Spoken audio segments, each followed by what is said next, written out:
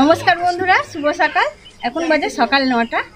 আর আজকে বাড়ির সমস্ত কাজ সেরে রান্না বসাবো, কারণ মা এবং স্নেহা গিয়েছে গতকাল বড় বোনেদের বাড়িতে। বড় বোন অর্থাৎ আমার বড় ননদের বাড়িতে, কারণ ওরও বাচ্চা হবে এবং বেড রেস্ট। আর হিসাব করলে দেখা যাচ্ছে যে বড় বোন এবং আমার একই মাস, অর্থাৎ 4 মাস। সেই জন্য আসতে পারছে না, একদম বেড রেস্টের জন্য মা গিয়েছে দেখতে। আর একটু হালকা পেটে লাগছিল, এখন ফোন করে জানলাম যে একটু ভালো আছে। আর যেহেতু মা অনেক দিন পরে গিয়েছে, আর 1-2 দিন থাকবে, তারপর বাড়িতে আসবে।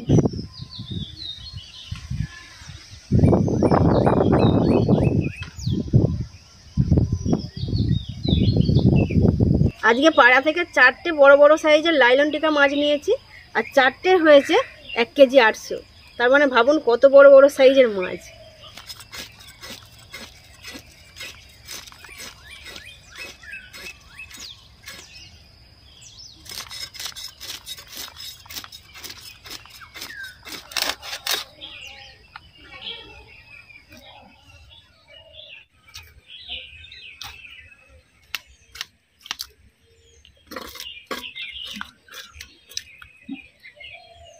কড়াই এখানে তেল গরম হয়ে গেছে, মাছে এবার লবণ এবং হলুদ গুঁড়ো মাখিয়ে দেব।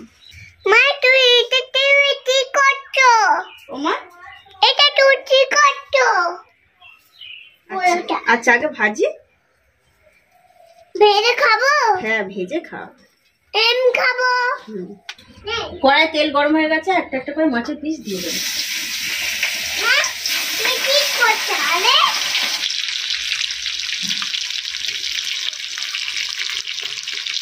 ও শোনা, দিদা কোথায় গেছে? দিদা হ্যাঁ?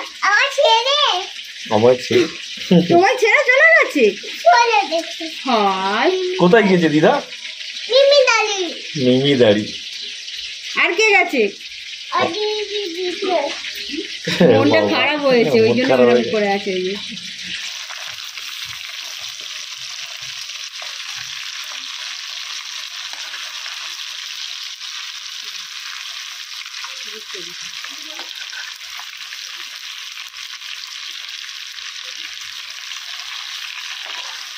বড় চাকাটা তেল খাবে।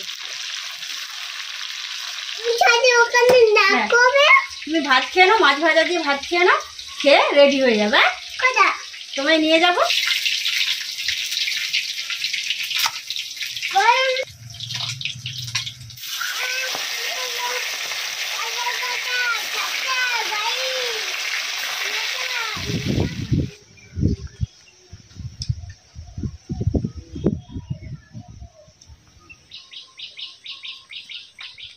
এখন ভর দুপুর আর আকাশে চাঁদ দেখতে পাওয়া যাচ্ছে।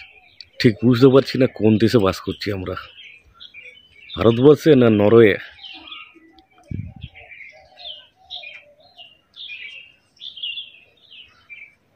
তুমি জিরে দিয়ে দিচ্ছি।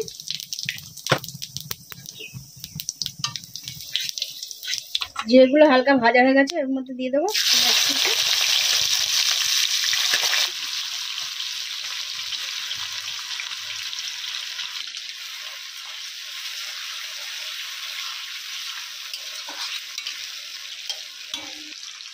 পেঁয়াজ টমেটো তাড়াতাড়ি সেদ্ধ হওয়ার জন্য 1 চামচ লবণ দিয়ে দেবো এবং 1 চামচ হলুদ গুঁড়ো দিয়ে দেবো।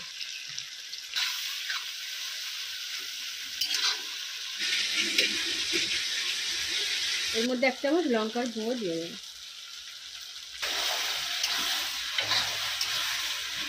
এর মধ্যে ধনেপাতা কুচি দিয়ে দেবো।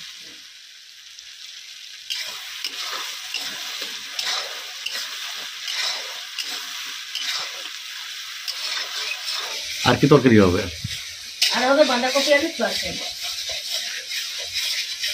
কারণ শুধু মাছের কালিয়া দিয়ে তো ভাত খাওয়া যাবে না।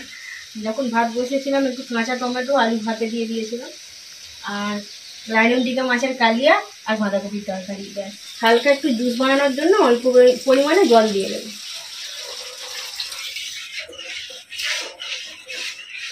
মাছের জুস এখানে ফুটে গেছে, এবার একটা একটা করে মাছের পিসগুলো দিয়ে দেবো।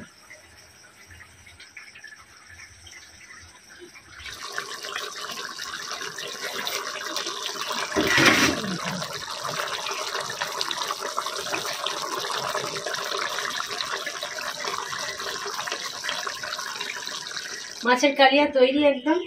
একটা পাত্রের মধ্যে নামিয়ে নেব।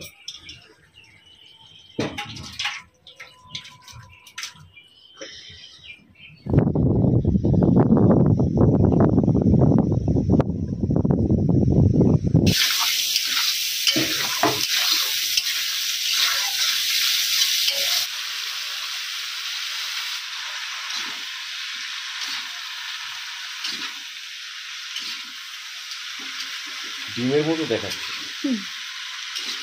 আমাদের গাছে ছোট ছোট টমেটো, দেশি টমেটো, এটা কিন্তু খুব সুন্দর তরকারি টেস্ট হবে আর টকও হবে।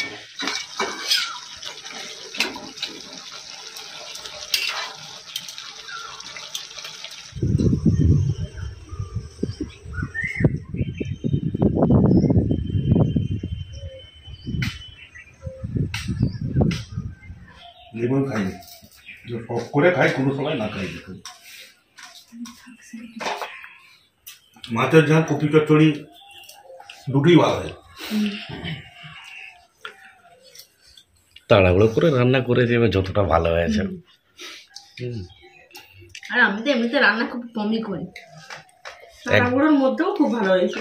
1 ঘন্টার মধ্যে রান্না টেস্ট আনতে পারিনি, হয়ে যাবে। তবে কারোর মতো কারো রান্না মেলে না।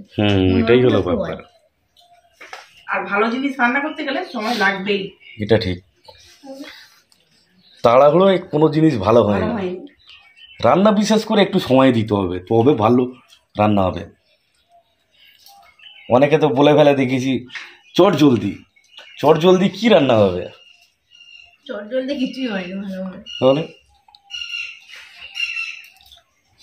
ক্যামেরায় হয়তো দেখাচ্ছে চট জলদি, কিন্তু খাওয়ার সময় দেখতে পাচ্ছ হয়তো কাঁচা আছে, হ্যাঁ, ওটা ভাজা কোনো হয়নি। টেস্ট নেই, এরকমই হয়। ঠিক, ক্যামেরা তো এখন ফিল্টারের যুগ, ফিল্টার দিয়ে তাকে ভালো দেখায়। খেতে খেতে কি আর বলবো, মা নেই বলে একদম মানে একা বাড়ির সমস্ত কাজ সামলাতে হচ্ছে, রান্না করতে হচ্ছে, তার মধ্যে আবার একটু কোয়েল ছটফট করছে। আর বোনেরও একটু জ্বর, ছোট বোনের, তো দুজনে মিলেই সামলাচ্ছি। তার মধ্যে আবার বাবাও আছে, সবাই বাড়ির সবাই মিলেই সামলাচ্ছি। ভাবছি যে মা না থাকলে আমাদের কি অবস্থা হয়, আর কোথাও চলে গেলে প্রচুর কষ্ট হয়। মা একা তো সবাইকে সামলে না, সে তো সবার মা। ঠিক আছে। মা তাহলে আর বলেছে কেন?